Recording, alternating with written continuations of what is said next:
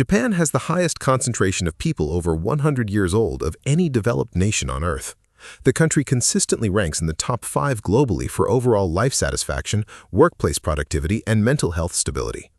And a significant portion of researchers studying Japanese longevity and well-being keep arriving at the same place: the morning. Not the diet, not the genetics, not the healthcare system. The way ordinary Japanese people structure the first hour of their day creates a psychological and physiological foundation that the rest of the world is only beginning to understand scientifically. These are not wellness trends. These are century-old cultural practices with serious research behind them. And they are simpler than anything you will find in a Western morning routine video. The first practice is called forest bathing, and most Americans are doing the opposite of it every single morning. Shinrin-yoku, which translates literally to forest bathing, is the practice of spending time in nature with full sensory presence, not exercising in nature, not walking to a destination, simply being in a natural environment and allowing your senses to absorb it. The sounds, the light, the smell of living plants, the feeling of air that has not been filtered through an office building. The research behind this is not soft or anecdotal. It is some of the most rigorously documented work in environmental psychology.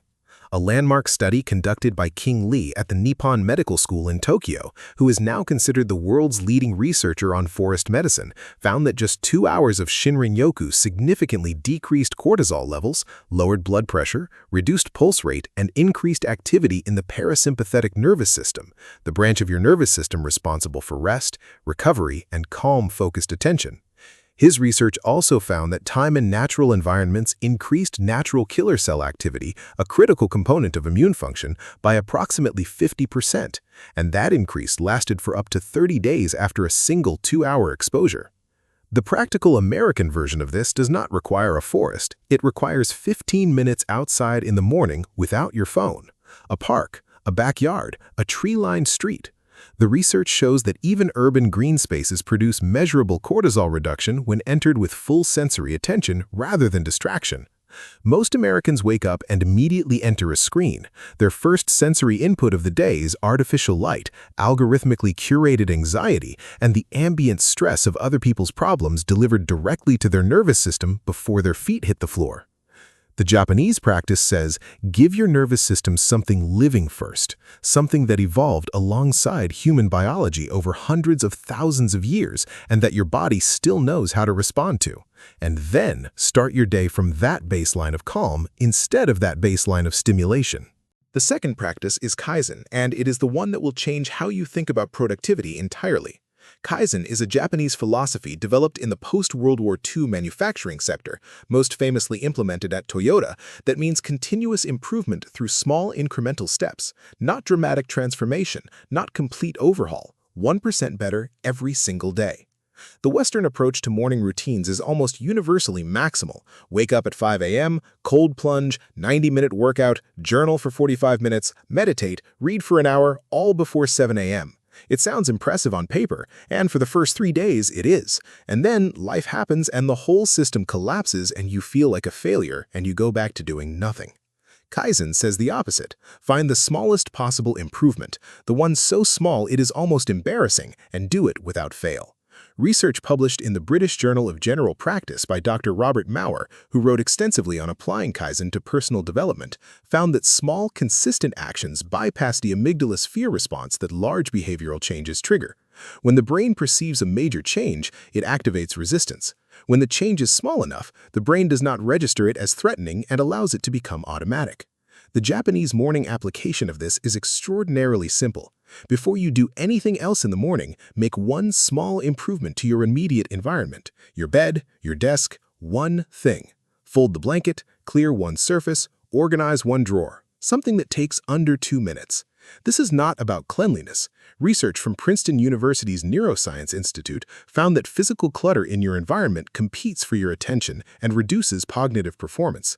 The act of making one small order in your physical space before beginning your day is a neurological primer. It tells your brain, I am someone who takes action. I am someone who improves things. I am someone who starts. And the brain that starts with one small action is dramatically more likely to take the next action and the next. The The Kaizen morning is not about the 2 minutes of tidying, it is about the identity signal that 2 minutes of tidying sends to the rest of your day. The third practice is Ikigai, and it is the most emotionally significant one on this list. Ikigai is a Japanese concept that roughly translates to reason for being, the thing that makes waking up worth it. The intersection of what you love, what you are good at, what the world needs, and what you can be paid for. But here is what most Western interpretations of Ikigai miss completely.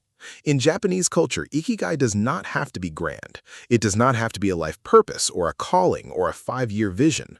For most Japanese people, particularly in Okinawa, the region with the highest concentration of centenarians in the world, studied extensively by Dan Buettner in his Blue Zones research, Ikigai is something small and daily: a garden to tend, a grandchild to teach, a craft to practice, a neighbor to have tea with. The research on purpose and its relationship to health outcomes is now some of the most robust data in behavioral medicine.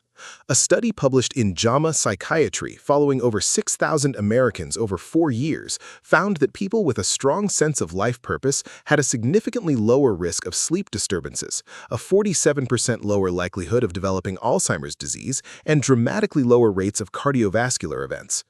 A separate study from Tohoku University in Japan, following over 50,000 Japanese adults, found that people who reported a clear Ikigai had significantly lower all-cause mortality rates than those who did not, across every age group, every income level, every health status category. The morning practice is this: before you reach for your phone, before you check what the world needs from you today, ask yourself one question. What is one small thing I am genuinely looking forward to today? Not the most important thing, not the most productive thing. Something small that you actually want, that actually belongs to you. This question is not motivational fluff. It is a daily recalibration of your nervous system toward purpose rather than obligation. And done consistently over months and years, the research suggests it is one of the most protective things a human being can do for their long-term health. The fourth practice is Wabi-sabi, the art of finding beauty in imperfection, and it is the one that will specifically help Americans who wake up every morning already behind. Wabi-sabi is an aesthetic philosophy rooted in Zen Buddhism, the acceptance and appreciation of imperfection, impermanence, and incompleteness.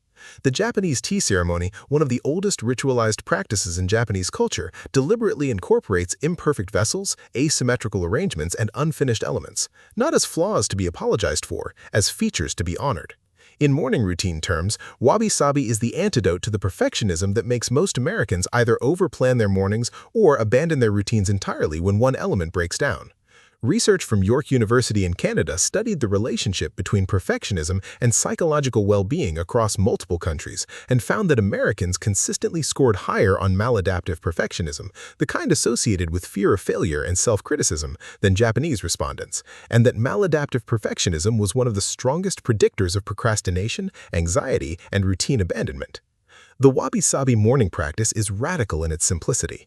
When something in your morning does not go as planned, and something always does not go as planned, you do not restart, abandon the day, or catastrophize. You say, this is incomplete and it is enough. This is imperfect and it is still valid.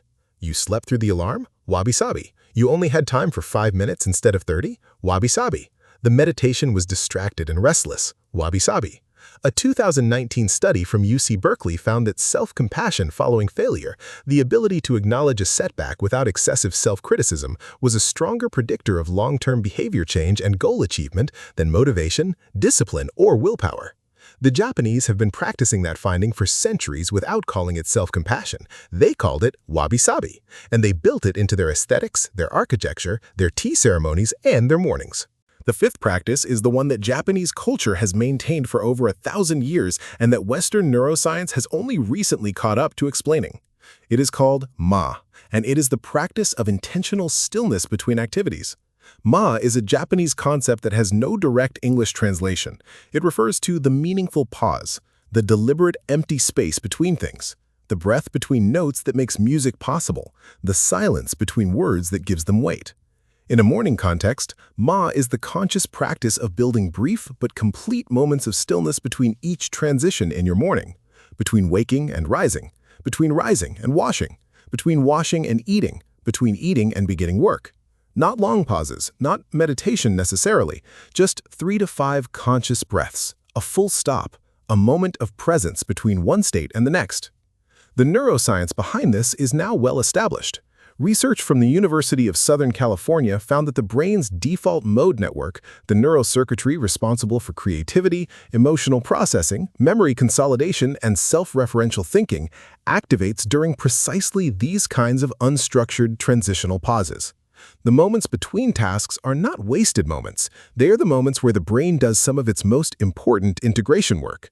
A 2021 study published in Nature Neuroscience found that brief wakeful rest periods between learning activities significantly enhanced memory consolidation. The pauses were not breaks from the cognitive work, they were essential components of it. Americans are trained to treat every moment of silence in their morning as inefficiency, to fill every transition with content, podcast in the shower, news while eating, emails while coffee brews. The Ma practice says that this compulsive filling is not productivity, it is fragmentation. And fragmented attention in the morning produces a fragmented mind for the rest of the day. The Japanese do not fill every second of silence, they honor the silence as part of the structure. The pause is not the absence of the morning routine, the pause is the practice itself.